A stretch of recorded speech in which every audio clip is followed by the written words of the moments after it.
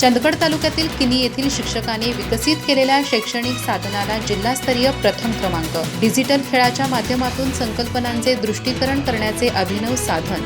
नागपूर येथे होणाऱ्या राज्यस्तरीय विज्ञान प्रदर्शनासाठी निवड। चंदगड तालुक्यातील किणी येथे जयप्रकाश विद्यालयातील अध्यापक दिलीप शंकर बिरजे यांनी विकसित केलेल्या अभिनव शैक्षणिक साधनाने जिल्हास्तरीय विज्ञान प्रदर्शनात प्रथम क्रमांक पटकावून उल्लेखनीय यश संपादन केले। या यशाच्या जोरावर त्यांच्या या शैक्षणिक साधनाची निवड राज्यस्तरीय विज्ञान प्रदर्शनासाठी करण्यात आली असून हे प्रदर्शन दिनांक 28 जानेवारी ते 1 फेब्रुवारी दरम्यान नागपूर येथील विज्ञान महाविद्यालयात होणार आहे। दिलीप बिरजे यांनी तयार केलेले हे बहुउद्देशीय शैक्षणिक साधन डिजिटल खेळांच्या माध्यमातून विविध संकल्पनांचे प्रभावी दृढीकरण करते।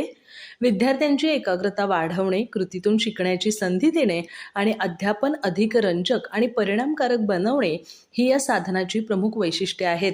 एकाच घटकावर आधारित विविध कृतींच्या माध्यमातून वेगवेगळ्या संकल्पना स्पष्ट करता येत असल्यानं विद्यार्थ्यांचा प्रत्यक्ष सहभाग वाढतो आणि शिक्षण प्रक्रिया अधिक विद्यार्थी केंद्रित होते।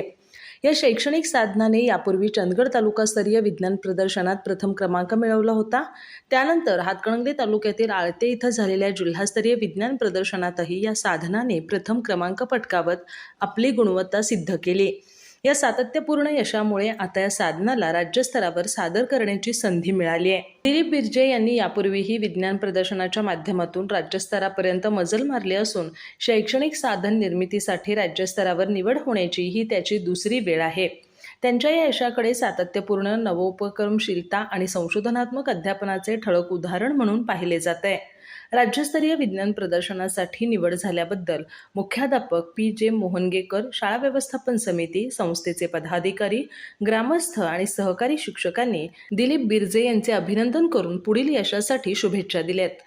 ग्रामीण भागातील शिक्षकांच्या नाविन्यपूर्ण उपक्रमांना मिळालेली ही राज्यस्तरीय दाद इतर शिक्षकांसाठी प्रेरणादायी ठरत असून शिक्षण क्षेत्रात नवकल्पनांना प्रोत्साहन दिल्यास ग्रामीण भागातूनही गुणवत्तेची उज्ज्वल उदाहरणं पुढे येऊ शकतात, हे या यशातून अधोरेखित झालंय। अधिक माहिती आणि ताज्या घडामोडींसाठी आजच आमचे चॅनल सबस्क्राइब करा।